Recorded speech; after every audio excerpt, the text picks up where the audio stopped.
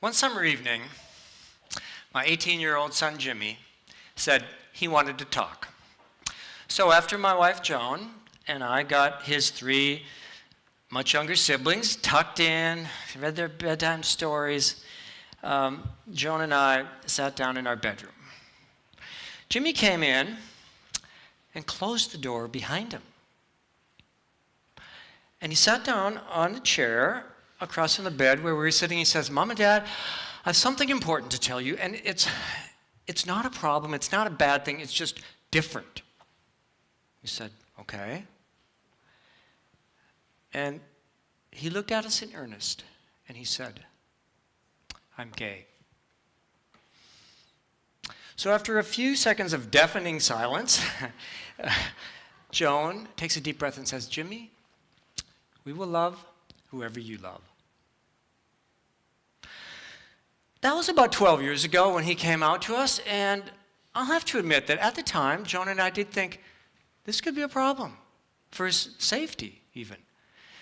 And as his father, I had this feeling that somehow I had failed him, and maybe because of that, he wouldn't have a chance to have kids of his own. So I'm a cardiologist, and I like to imagine the world through the eyes of a hunter-gatherer ancestor for clues about how to thrive in the modern world. But viewed in the light of evolution, homosexuality seems to be a real self-defeating, non-productive strategy. I mean, gays have 80% fewer kids than heterosexuals. This is a trait that ought to go extinct in a few generations, but down through recorded history in every culture and many animal species as well, homosexuality has been a small but distinct subgroup. If this were a genetic error, natural selection should have long ago culled this from the gene pool. So while I was pondering this paradox about the natural origins of homosexuality, our babies grew up. Jimmy has three younger siblings who adore him. He has this magnetism and this charming wit that helps them feel happy and relaxed. And one day while contemplating this Jimmy effect, it suddenly dawned on me, homosexuality is not so much about sex, it's really more about survival, the family's survival. So us, Homo sapiens, we are among the most social species on Earth. For us, it's not just a kill or be killed struggle for existence. It's a snuggle for existence. You know, an ability to love our family and bond with our group determines, in many cases, whether we survive or perish. So it's the survival of the fittest family, not the fittest individual. So you share 50% of your DNA with your siblings. Your nieces and nephews share 25% of your DNA. From evolution's perspective, you have the same genetic success if you raise one child on your own or you enable a sibling to raise two children. From evolution's perspective, this is all about cooperation and altruism. Homosexuality is genetically programmed altruism. Gays are designed by nature to help us be kind to one another, like Ellen DeGeneres says. So E.O. Wilson, probably the greatest evolutionary biologist since Darwin himself, says homosexuality gives advantages to the group by specialized talents and unusual qualities of personality. So a society that condemns homosexuality harms itself. So what does Professor Wilson mean by unusual qualities of personality? Well, let me tell you about our dear family friend, Jenny. She is 35, single, straight. She was telling us she is looking for a man who's smart and funny, who's sensitive, who's a good listener. And she says she occasionally meets a guy like that, but she complains, you know, he usually has a boyfriend already. So although people tend to obsess what gays do or don't do in the bedroom, it's really this distinctive personality and a strong intellect that are more critical from evolution's perspective. So scientific studies do indeed show that people in the sexual minority tend to be intelligent, particularly when it comes to emotional intelligence. So this study showed that boys and girls who scored in the very bright IQ range were twice as likely to be homosexual as adults as those children who scored in the low to average range. And Among gay males, on psychological testing, those that scored the gay males tend to score higher in metrics of compassion and cooperation, and lower in metrics of hostility. So if Michelangelo had been straight, he might have just wallpapered the Sistine Chapel. Songwriter Sam Austin says, homosexuality is God's way of assuring the truly gifted aren't burdened with children.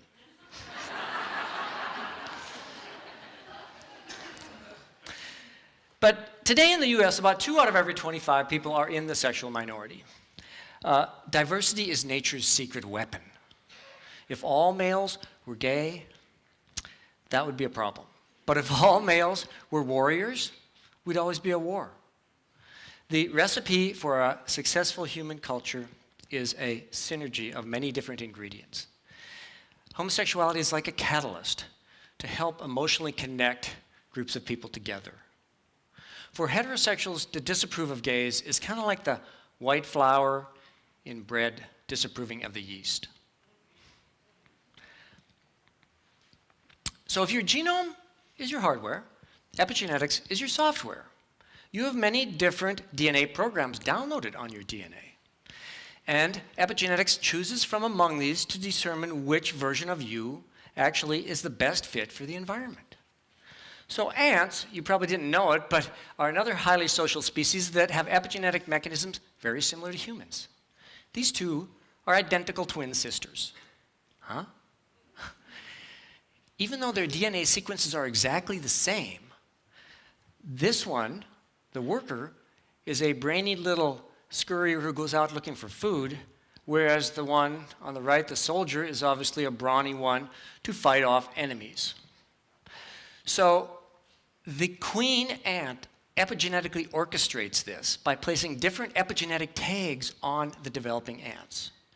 So she places tags when the colony is under attack to uncoil the DNA and light up the genes to make the soldier. But when the colony is hungry, she puts different tags to uncoil the DNA and epigenetically create the conditions for the worker. So in this way, the epigenetics is the dynamic power of epigenetics. It changes our genetic expression so that we're born with traits that allow us and our families the best chance to succeed in the current conditions. So you probably have gay genes in your DNA. But unless they were turned on in your mother's womb, they remained coiled up and silent. A recent groundbreaking study from UCLA found that by looking at a group of men, some gay, some straight, and looking at epigenetic tags in 9 different sites, they could predict with 70% accuracy their sexual orientation. So what conditions in the uterus turn on those gay genes? So for a male, your chances of homosexuality increase in proportion to the number of previous baby boys who inhabited your mother's uterus. So for every older biological brother you have, your chances of being born gay go up 33%.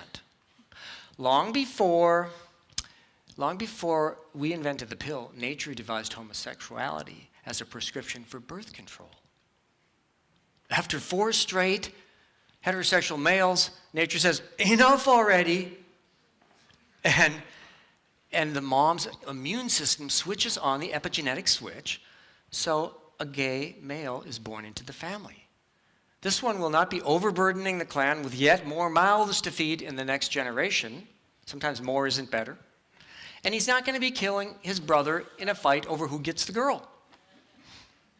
Thankfully, the sexual minority these days have many options for having kids of their own. And I have a hunch my gay son may bless us with grandchildren before our three straight children do. So another gene, this one on the X chromosome, is called a male-loving gene. Because when it shows up in a female, she tends to mate early and have a lot of kids. But when the male-loving gene shows up in a male, it predisposes to homosexuality. So this is another gene that balances a family destined to have a large brood of kids and grandkids with an occasional gay son whose natural tendency to promote togetherness could improve the chances of survival for the whole family. Now, I apologize. We have a lot more science about sexual orientation in men than in women, so this talk is mostly about gay males, though I have no doubt that female homosexuality is also a natural variation that is advantageous for the family and the community. But Jimmy has no older brothers. Why is he gay? So when Joan was pregnant with him, we discovered a large cancer growing in her chest. Metastasis in the neck. It was a scary time. She had to have radiation therapy to her chest while Jimmy was still in the 3rd trimester. It was a rocky start for little Jimmy. Miraculously, they both survived and are in great health today. But in fact, severe prenatal stress does predispose to homosexuality. In this study, 37% of gay males reported that their mother suffered severe prenatal stress, compared to only 3% of heterosexual males' moms.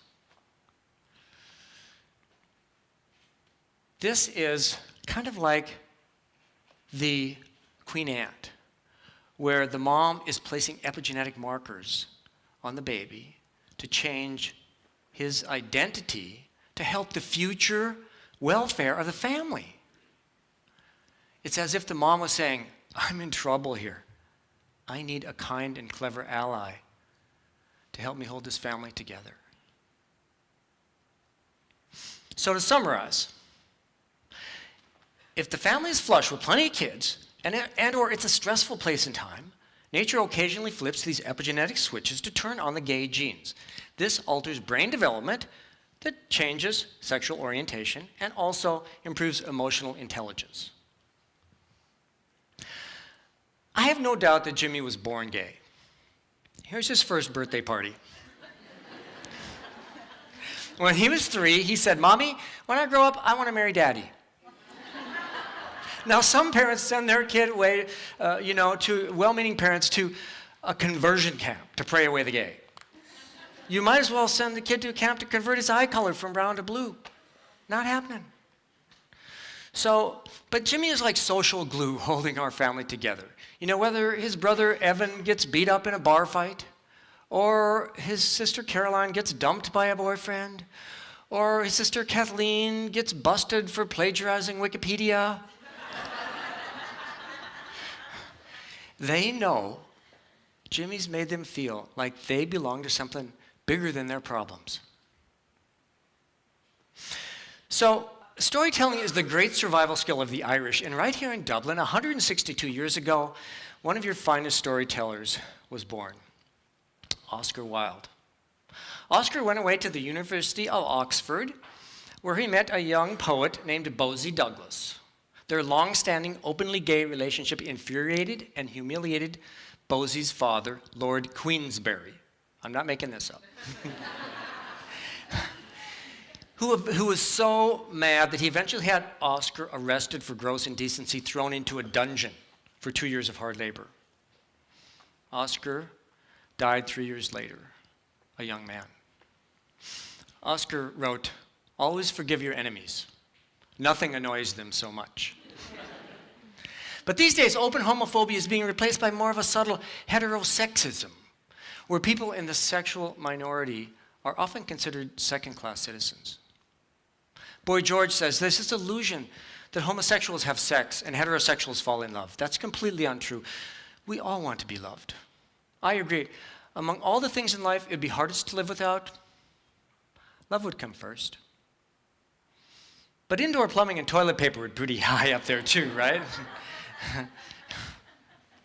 I want to tell you about one more study. This one, a heartbreaking nationwide study from the US that looked at US teens, and they found that those in the sexual minority were twice as likely to be bullied, 5 times more likely to have attempted suicide. 29% of gay teens had tried to kill themselves. These days, around the world, many countries, it's illegal to have same-sex physical intimacy. In many countries, it's punishable by death. In the red countries, it's punishable by imprisonment. In India, the law states 14 years to life because homosexuality is against the order of nature. Except that it's not. Nature prescribes homosexuality at specific times and places and endows these people with special traits to help the people around them flourish. What is against the order of nature is the ongoing persecution of the sexual minority. These are not confused or defective people that need to be cured or punished or ostracized. They need to be accepted for who they are and embraced. They make us better. If you'd have told me 30 years ago, as I held my baby boy, that he would grow up to be gay, I would have been devastated. But looking back, I see Mother Nature knew what she was doing. Her clairvoyant intelligence, forged during eons of evolution, instinctively knew my family would need the advantages of a gay son. Now, admittedly, the science of homosexuality is still in its infancy. But as his father, what I can tell you for sure is that Jimmy is exactly who he was meant to be. And my family is stronger and happier because he's in our clan. How about you? Can you set sex aside? Realize gay men and gay women are essential to humanity. We're like the ants. It's in our diversity where we find our collective strength. Thank you.